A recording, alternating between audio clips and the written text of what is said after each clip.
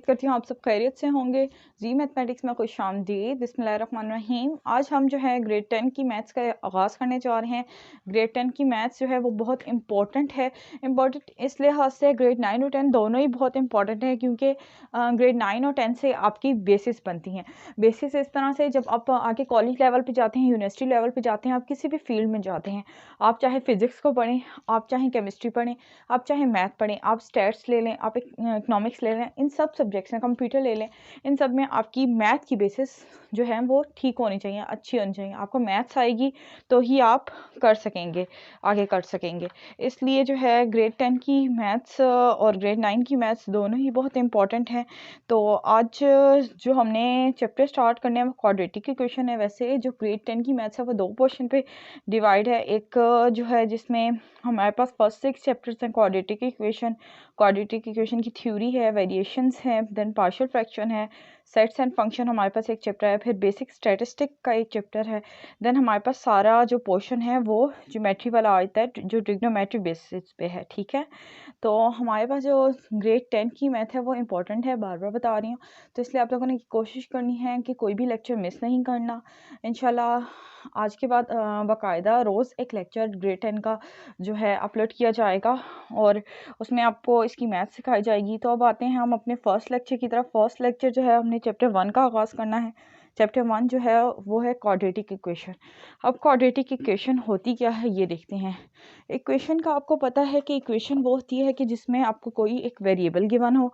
ठीक है, इक्वेशन वो होती है कि सबसे पहले क्वाड्रेटिक इक्वेशन पढ़ाने से पहले मैं आपको बता दूं कि इक्वेशन क्या होती है। इक्वेशन वो होती है जिसमें आपको एक वेरिएबल गिवन होता है, एक से ज़्यादा भी हो सकते हैं। ठीक है, और उससे आपने इक्वल्स टू सम कांस्टेंट या इक्वल्स टू 0 करना होता है और उसमें से वेरिएबल की वैल्यू फाइंड करनी होती है, तो उससे हम कहते हैं इक्वेशन। अब क्वाड्रेटिक इक्वेशन क्या होती है? द इक्वेशन इसकी यहाँ पे मैंने टोटल 3 डेफिनेशंस लिखी हैं, तो आपको जो भी इजी लगे आपने उसे सही से समझ लेना है। वैसे तीनों का मकसद एक ही है।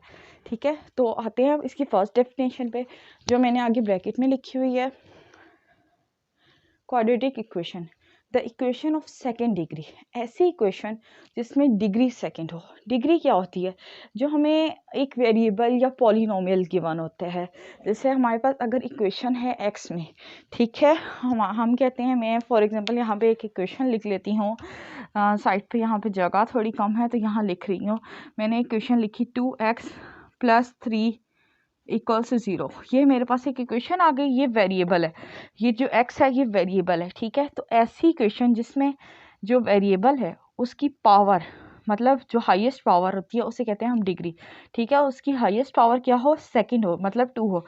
अब ये क्वाड्रेटिक इक्वेशन नहीं है, अगर इसमें यहाँ पे 2 होता तो ये क्वाड्रेटिक इक्वेशन बन जाती। ठीक है, तो अब आते हैं हम दूसरी डेफिनेशन की तरफ। एन इक्वेशन, एक equation which contains the square of unknown variable, ऐसी इक्वेशन जो कि क्या कंटेन करे? स्क्वायर ऑफ, स्क्वायर किसका? अननोन वेरिएबल का। अननोन वेरिएबल क्या होता है आपको पता है? इक्वेशन में हमने क्या करना होता है? एक वेरिएबल को फाइंड आउट करना होता है। ठीक है, एक पॉलिनोमियल या वेरिएबल को फाइंड आउट करना होता है, बट नो हायर पावर, लेकिन स्क्वायर से ज़्यादा पावर ना हो। मतलब एक्स का क्यूब ना हो, एक्स या वाई में जिसमें भी क्वाड्रेटिक इक्वेशन हो उसका क्यूब ना हो, और उसकी पावर 4 ना हो, 5 ना हो, उसकी पावर सिर्फ और सिर्फ स्क्वायर हो। हाईएस्ट पावर मतलब हाईएस्ट डिग्री जो होती है वो 2 हो। ठीक है, इस कॉल्ड क्वाड्रेटिक इक्वेशन। ऐसी इक्वेशन को हम क्या कहते हैं? क्वाड्रेटिक इक्वेशन कहते हैं। थर्ड डेफिनेशन पे आते हैं। थर्ड डेफिनेशन क्या है? The equation of second degree polynomial is called quadratic equation.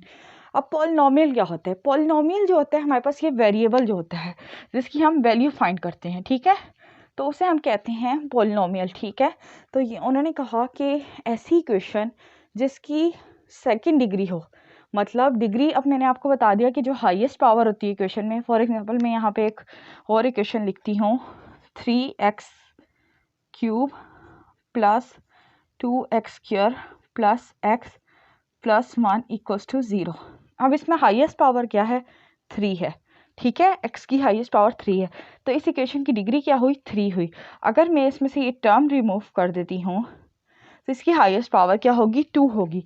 और तो फिर ये क्या हुई इक्वेशन? क्योंकि हाईएस्ट पावर हमारे पास सेकेंड डिग्री होगी, सेकेंड डिग्री इक्वेशन है, तो फिर हम कहते हैं कि ये जो है ये क्वाड्रेटिक इक्वेशन आ गई।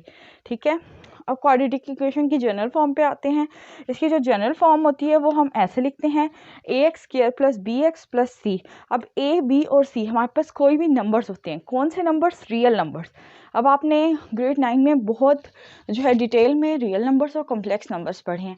रियल नंबर कौन से नंबर्स होते हैं? ऐसे नंबर्स होते हैं जिनका जब भी हम स्क्वायर लें तो हमारे पास नॉन नेगेटिव नंबर आए। ठीक है, रियल नंबर्स वो नंबर्स होते हैं जिनका जब भी स्क्वायर लिया जाता है तो वो नॉन नेगेटिव आते हैं। नंबर्स दो टाइप के होते हैं, एक रियल और एक इमेजिनरी या कॉम्प्लेक्स नंबर। तो इमेजिनरी नंबर आपको पता है जो आयोटा की फॉर्म में लिखे जाते हैं। ठीक है, तो ये हमारे पास ए, बी और सी उन्होंने कहा कि हमेशा हम कहाँ से लेंगे? आर से लेंगे, रियल नंबर से। और रियल नंबर्स के सेट को जो होता है हमेशा हम रिप्रेजेंट करते हैं आर से। ठीक है, और उन्होंने क्या कहा? A not equals to zero. A zero नहीं होना चाहिए। ए क्यों ज़ीरो नहीं होना चाहिए? फॉर एग्जांपल अगर ए ज़ीरो हो जाए तो ये पूरी टर्म ज़ीरो हो जाएगी, ये वैनिश हो जाएगी और हमारे पास जो इक्वेशन बचेगी B x plus C equals to zero बच जाएगी। अब ये तो क्वाड्रेटिक इक्वेशन की किसी भी डेफिनेशन को सेटिस्फाई नहीं कर रही, क्योंकि इसमें सेकंड डिग्री नहीं है, स्क्वायर नहीं है एक्स का, तो ये हमारे पास जो है क्वाड्रेटिक इक्वेशन नहीं रहेगी। इसलिए ये कंडीशन मस्ट होती है कि ए ज़ीरो नहीं होना चाहिए। तो ये थी क्वाड्रेटिक इक्वेशन की डेफिनेशन। इसमें हम एक और वेरिएशन अगर कर लें, अगर हमारे पास ये जो सेकंड टर्म होती है, ठीक है, इसका जो कोफिशिएंट होता है b, अगर ये हमारे पास ज़ीरो हो जाए तो हाँ, जो हमारे पास क्वाड्रेटिक इक्वेशन आएगी वो क्या होगी? Pure quadratic. फॉर एग्जांपल मैंने यहाँ पे एक इक्वेशन लिखी है, इसमें आप देख सकते हैं x वाली टर्म नहीं है, तो ये क्वाड्रेटिक इक्वेशन ही है, क्योंकि इसमें एक्स स्क्वायर है, मतलब जो हाईएस्ट डिग्री है, हाईएस्ट पावर है वो 2 है, सेकंड डिग्री में इक्वेशन है। ठीक है, लेकिन वो कौन सी क्वाड्रेटिक इक्वेशन है? Pure quadratic. ठीक है, तो ये थी हमारे पास क्वाड्रेटिक इक्वेशन की डेफिनेशन। नेक्स्ट हम इसकी कुछ एग्जांपल्स को देखते हैं, उन्हें डिस्कस करते हैं और इन्हें कैसे किया जाता है उसे डिस्कस करते हैं। सो अब मैंने यहाँ पे जो है कुछ एग्जांपल्स लिखी हैं। ठीक है, अब उन एग्जांपल्स को देखते हैं वो क्वाड्रेटिक इक्वेशन है या नहीं है। नंबर 1 पे आते हैं। नंबर 1 में क्या है? 2x² plus 3x minus 4।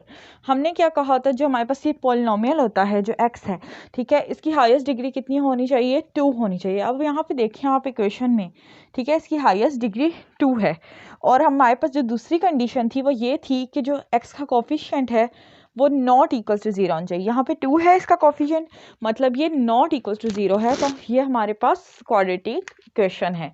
ठीक है, ये हमारे पास क्वाड्रेटिक इक्वेशन है।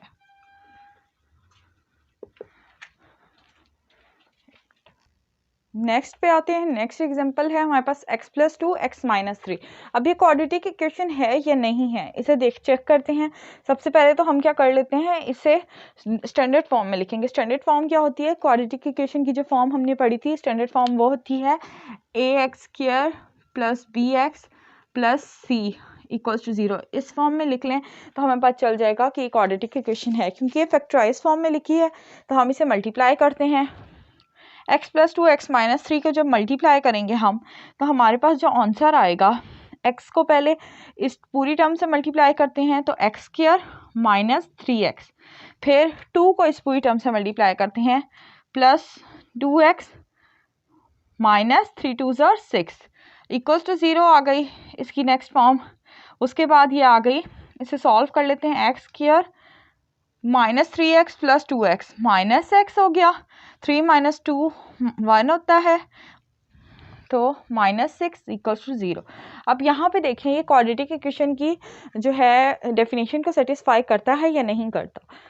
आप देख सकते हैं इसकी हाईएस्ट डिग्री 2 है और इसमें जो कोफिशिएंट है x का वो 1 है, 0 नहीं है, तो ये हमारे पास ये भी क्वाड्रेटिक इक्वेशन हो गई।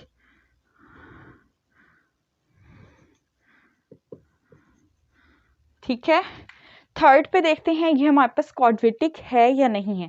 अब देखें इसमें हमारे पास a वाली टर्म तो मौजूद है लेकिन b वाली टर्म नहीं है।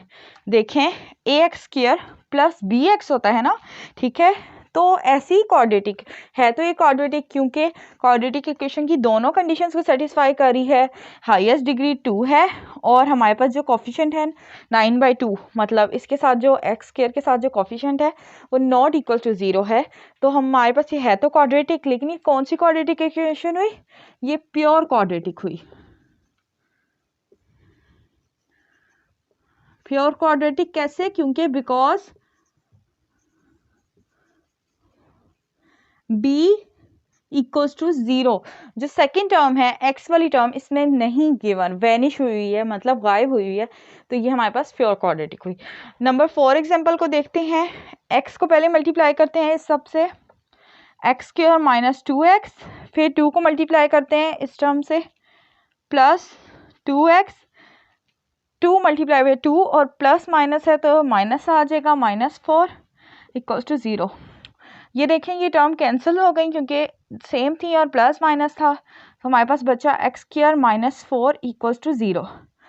अब ये क्वाड्रेटिक इक्वेशन तो है क्योंकि कोफिशिएंट जो है एक्स का वो 1 है, नॉट इक्वल्स टू 0 है और स्क्वायर है, हाईएस्ट डिग्री क्या है 2 है, तो हमारे पास ये क्वाड्रेटिक इक्वेशन है। लेकिन ये कौन सी क्वाड्रेटिक इक्वेशन है, प्योर क्वाड्रेटिक।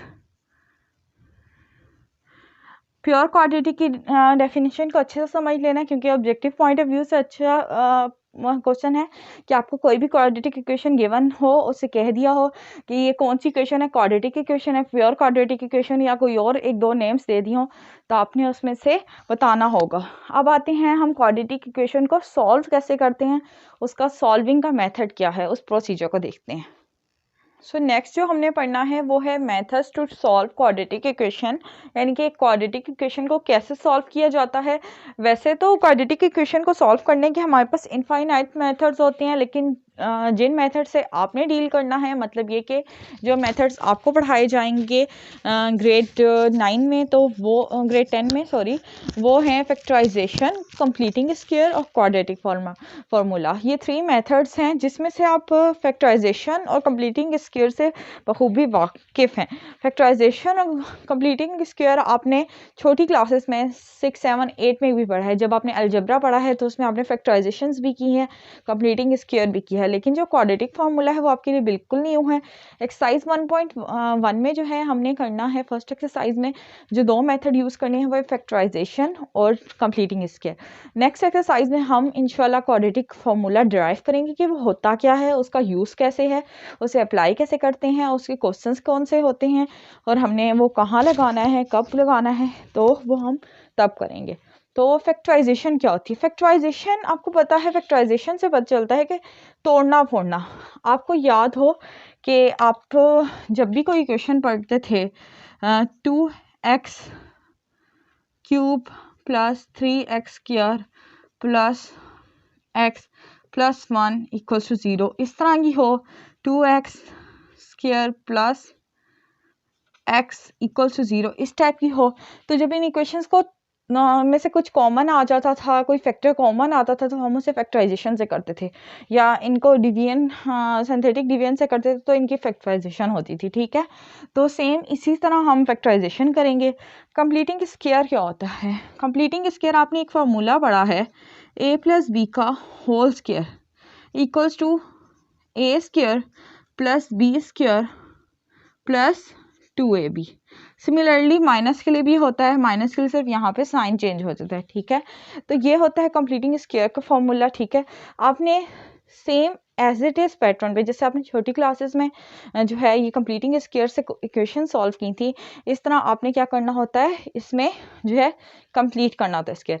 थर्ड पे आते हैं क्वाड्रेटिक फार्मूला पे। क्वाड्रेटिक फार्मूला इंशाल्लाह हम अपने आने वाले लेक्चर्स में डिस्कस करेंगे, क्योंकि क्वाड्रेटिक फार्मूला क्या होता है, ये कैसे डिराइव होगा, इसे पूरा एक लेक्चर बनेगा और वो फिर मैं आप लोगों को तब बताऊंगी क्वाड्रेटिक फार्मूला होता है क्या। बेसिकली ये एक फार्मूला होता है जिसमें हमने जनरल क्वाड्रेटिक इक्वेशन को देखकर ए, बी और सी की वैल्यू निकालते हैं और उससे एक्स की जो वैल्यू होती है वो फार्मूले से निकलती है और उस फार्मूले में हम वैल्यूज़ ए, बी और सी की पुट कर देते हैं। ठीक है, तो ये हमारे पास 3 मेथड्स हैं।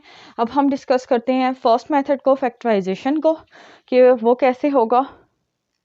आपकी बुक में पेज नंबर 2 पे जो है फैक्टराइजेशन की जो सबसे पहली एग्जांपल हमें दी है एग्जांपल 1, उसी को देख लेते हैं हम।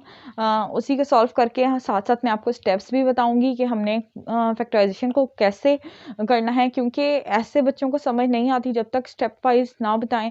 तो इसलिए मैं आपको कुछ स्टेप्स बताऊंगी इसके।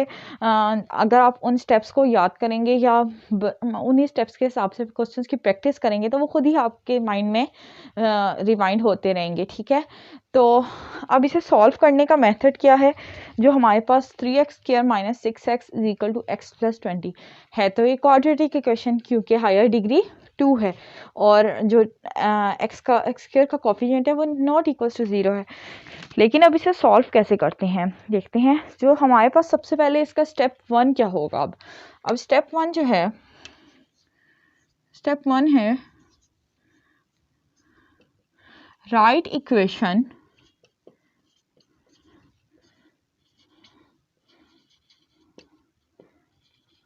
In standard form. अब स्टैंडर्ड फॉर्म क्या थी, जो हमने इसकी जनरल फॉर्म पढ़ी थी, ठीक है, वैसे लिखनी है। अब वो कैसे होगा, इस साइड टर्म को हम एक साइड पे ले आते हैं, 3x² - 6x - x + 20 = 0। इसमें से जो सॉल्व होते हैं उसे सॉल्व कर लेते हैं। 3x² - 7x + 20 = 0। ये हमारे पास आ गए स्टैंडर्ड फॉर्म। इसी तरह होती है ना standard form ax² + bx + c, ठीक है। तो इससे मैं देती हूँ फर्स्ट का नाम, इक्वेशन 1 का नाम, ठीक है। ये था हमारे पास स्टेप 1। क्या करना है स्टेप 1 में आपने, कि स्टेप 1 में आपने इसे right equation in standard form. Step 2 क्या है, स्टेप 2 है इसमें find values of A, B and C। अब आपको इसमें A, B, C की वैल्यूज, क्योंकि हमने फाइंड तो वैसे x की वैल्यू करनी होती है, लेकिन A, B, C की वैल्यूज जो लिखी हुई है आपने वो अलग करके लिख देनी है।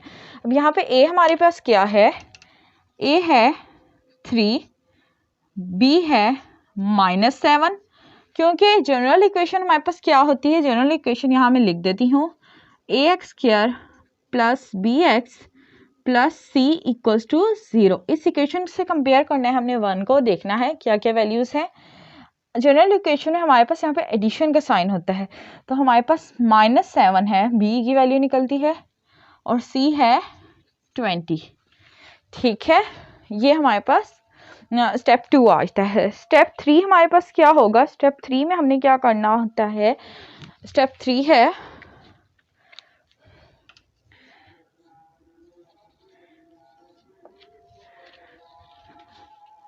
तो स्टेप 3 में हमारे पास क्या है, स्टेप 3 है multiply A and C। A और C को आपस में मल्टीप्लाई करना है। A हमारे पास क्या है 3 है, C हमारे पास -20 फाइंड हुआ है यहाँ से, ठीक है। तो हमने इन दोनों को मल्टीप्लाई कर देना। 3 × -20 करेंगे जब हम, तो हमारे पास क्या आ जाएगा -60, ठीक है। ये हमारे पास A और C का प्रोडक्ट आ गया। अब हमने बेसिकली इसी प्रोडक्ट को चेक करना है, इसी की फैक्टराइजेशन करनी होती है।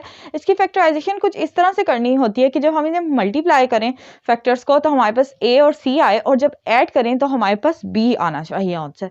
अब देखते हैं स्टेप 4 में हम इसे कैसे करते हैं। जो आपका स्टेप 4 है वो आपने एक रफ साइड पे करना है, ठीक है। स्टेप 4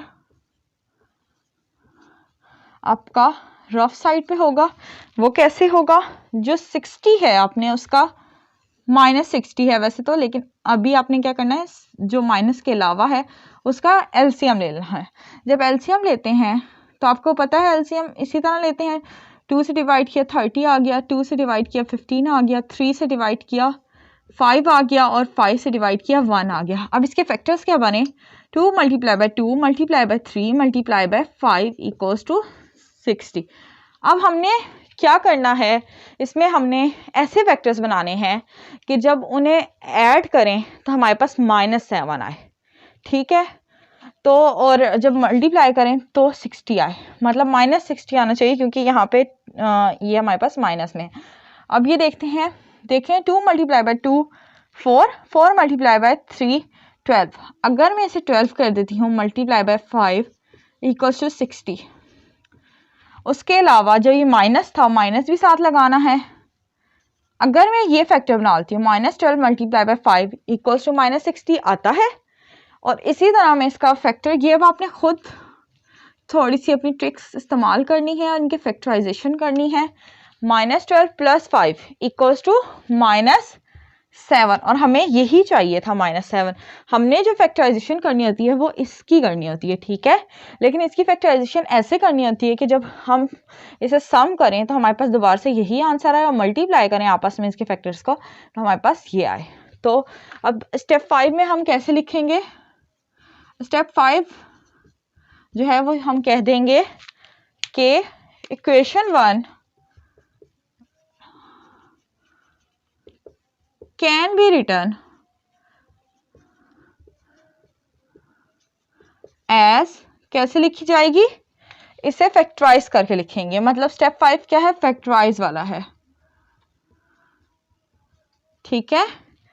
3x² माइनस, इसे अब इन फैक्टर्स में लिखेंगे, इन दोनों के साथ x लगाएंगे क्योंकि हमारे पास तो सिर्फ 7 था ना, हमने 7 किया था, लेकिन x भी है टर्म तो दोनों के साथ होगा -12x + 5x -20 = 0। अब आप देख सकते हैं कि जब हम इसे सॉल्व करेंगे दोबारा से यही बन जाएगी टर्म, लेकिन हमने इस -7 को फैक्टराइज कर दिया हम -12 + 5 में, ठीक है। स्टेप 5 में इसका सॉल्यूशन कैसे फाइंड करना है? स्टेप 6 में सॉरी,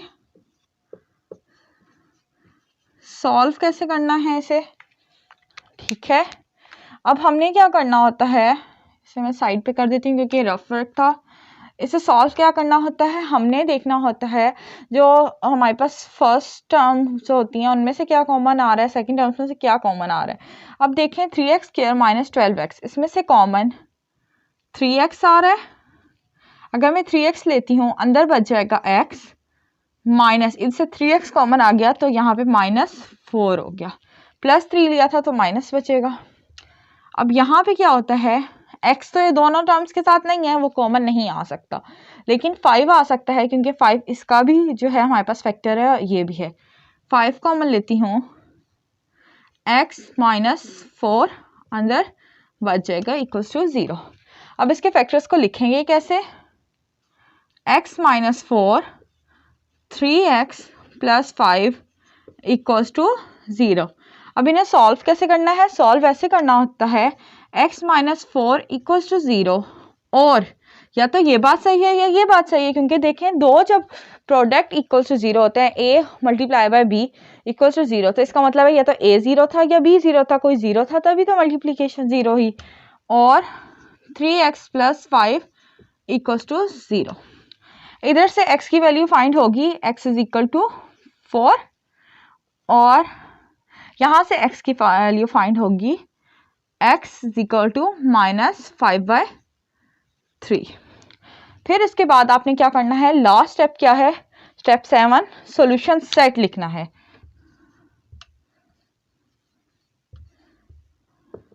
इसका जो होता है एक नंबर ज़रूर होता है।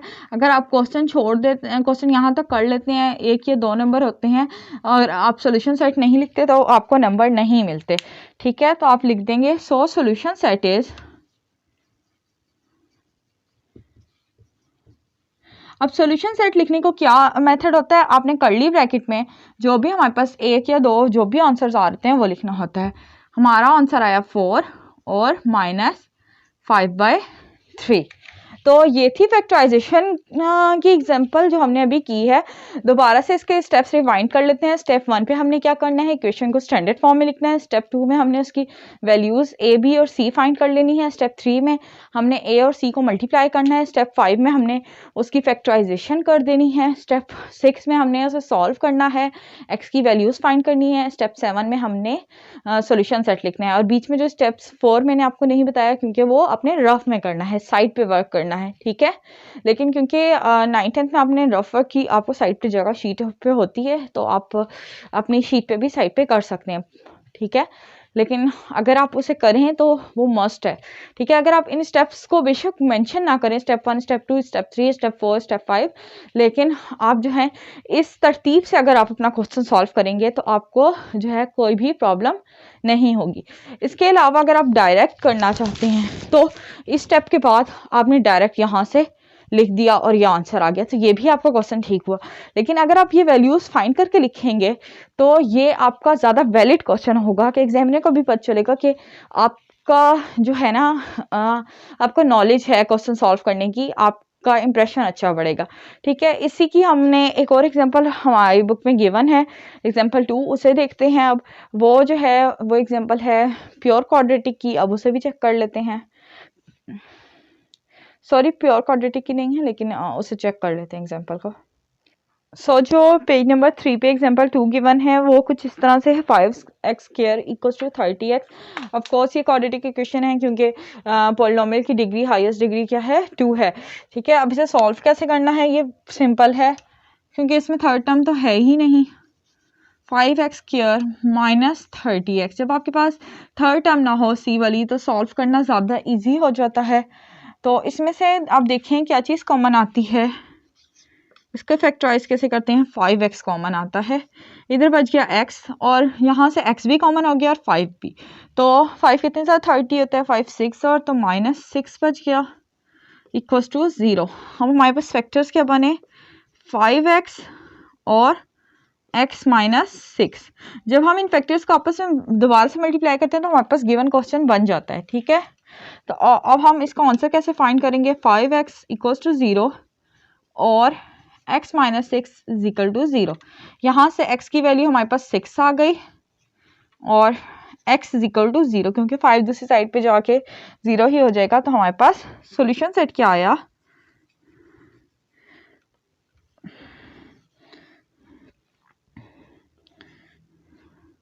0 और 6। अब इसमें देखें मैंने स्टेप 1 लिखा, स्टैंडर्ड फॉर्म लिखी, ठीक है। स्टेप 2 मुझे करने की ज़रूरत ही नहीं पड़ी, मतलब ज़ुबानी मैंने यहाँ से देख लिया कि ए और बी की वैल्यू है, सी की तो है ही नहीं, तो वहाँ से सिंप्लीफाई इजीली हो गया।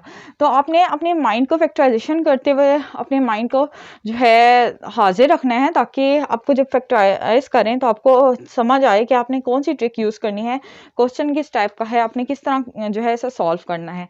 नेक्स्ट हमने अब कंप्लीटिंग स्क्वायर मेथड पढ़ना है, उसकी तरफ आते हैं।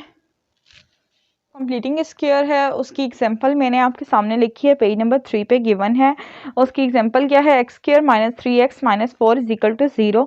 अब इसे भी हम कुछ स्टेप से करेंगे, स्टेप्स इसलिए कराती हूँ ताकि आपको जो है जब आप स्टेप में क्वेश्चन को डिवाइड कर देते हैं तो आपको उसे समझने में और याद रखने में आसानी होती है। याद इस तरह नहीं कि आपने रट्टा लगाना है कि भाई इस तरह हमारा क्वेश्चन होगा, याद इस तरह कह रही हूँ कि जब आप क्वेश्चन करें तो आपको उसके स्टेप्स याद होंगे, फर्स्ट स्टेप पे ये किया था, सेकंड पे ये, थर्ड पे ये, तो इस तरह सॉल्यूशन फाइंड होगा। सॉल्यूशन तक कैसे स्टेप्स पे जाना है, ये अगर आपको कोई और लॉजिक ज़्यादा इजी लगती है तो आप उस तरह से भी कर सकते हैं, क्योंकि सब बच्चों ने अपनी लॉजिक्स मैथ को करने के लिए रखी होती हैं और लॉजिकली मैथ ज़्यादा आसानी से हो जाता है क्योंकि मैथ सब्जेक्ट ही लॉजिक्स का है, ठीक है। It is study of logics, ठीक है।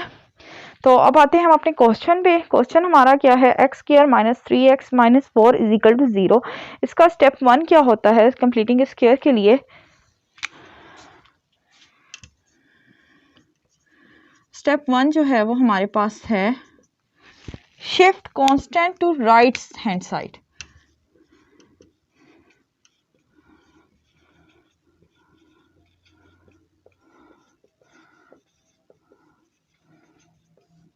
अब आपके पास यहाँ पे जो भी क्वेश्चन हो, ठीक है, x² - 2x + 3 + 4 - 4 + 2, कांस्टेंट की कोई भी टर्म, अगर कांस्टेंट नहीं है तब तो ठीक है, कांस्टेंट की कोई भी टर्म है, आपने उसे क्या करना है, ये कांस्टेंट है, इसे राइट हैंड साइड पे ले जाना है फर्स्ट स्टेप में। x² - 3x = 4, ये हमारे पास फर्स्ट स्टेप आ गया। हमने क्या करना है, कांस्टेंट को राइट हैंड साइड पे शिफ्ट कर देना है। स्टेप 2 हमारे पास जो होता है वो ये होता है कि coefficient of x square should 1, मतलब जो एक्स स्क्वायर के साथ टर्म है वो हमेशा 1 होनी चाहिए। अब यहाँ तो क्वेश्चन में हमारे पास 1 ही है, तो इसे हम एज इट इज लिख लेंगे। अगर हमारे पास यहाँ पे इस टाइप का क्वेश्चन होता 2x square minus 3x equals to 4, तो मैं इसको 1 बनाने के लिए क्या करती, पूरी इक्वेशन को 2 से डिवाइड कर देती, एक्स स्क्वायर माइनस 3/2 एक्स कर देती इक्वल्स टू 4/2, इस तरह हो जाता। ठीक है, लेकिन यहाँ पे क्योंकि मेरे पास ऑलरेडी जो है वो उसका कांस्टेंट एक्स स्क्वायर का 1 है, तो इसे मुझे कुछ भी छेड़ने की ज़रूरत नहीं है। स्टेप 2 ऑलरेडी सेटिस्फाई करता है। स्टेप 3 हमारे पास क्या होता है, हमने उसमें जो होता है ऐड करनी होती है एक टर्म दोनों साइडों पे।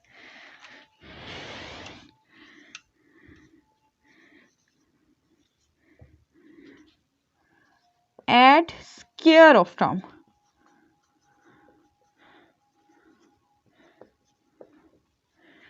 on both sides।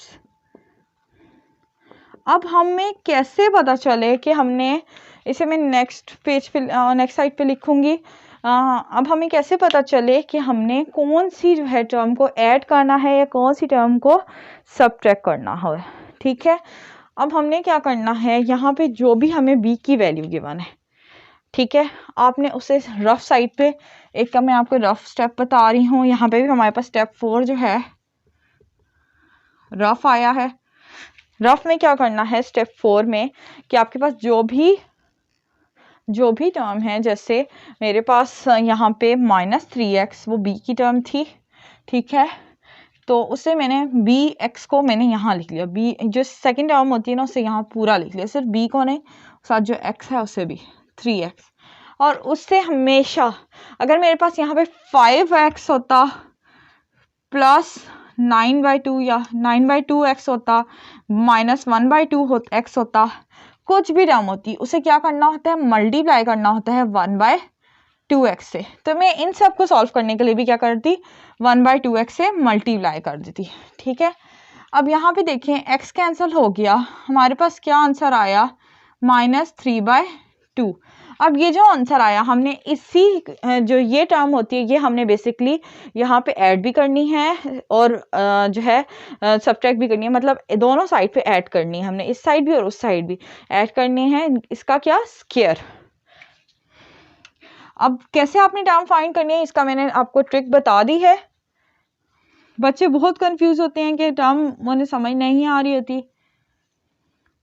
यहाँ तो प्लस आएगा -3/2 का स्क्वायर, ठीक है, माइनस मैंने इसलिए लिखा क्योंकि क्वाड्रेटिक फॉर्मूला में हमारे पास b के साथ माइनस नहीं होता, यहाँ पे माइनस है, ठीक है, इक्वल्स टू 4 प्लस -3/2 का होल स्क्वायर।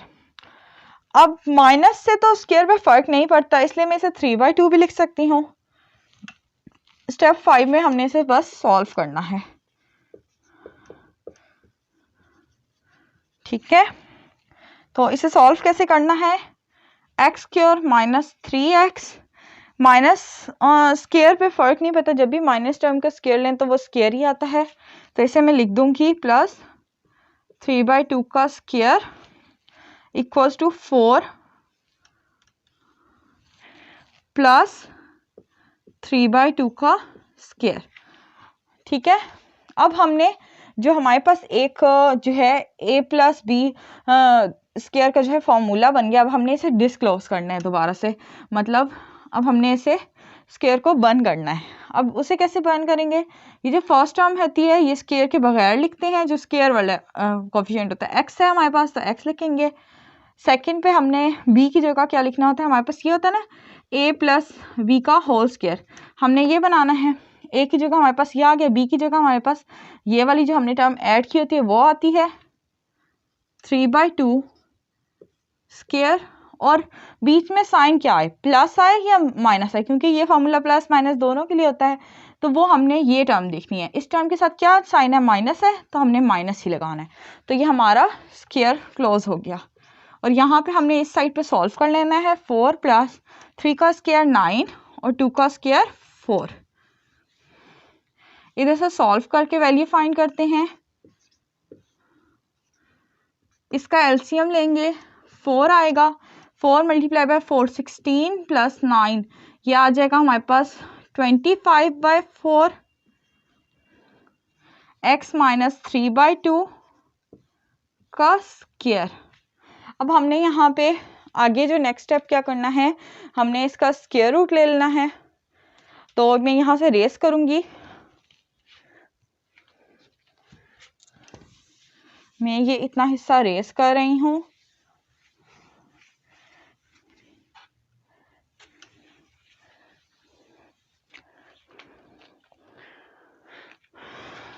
स्टेप 6 है हमारे पास, टेकिंग स्क्वायर रूट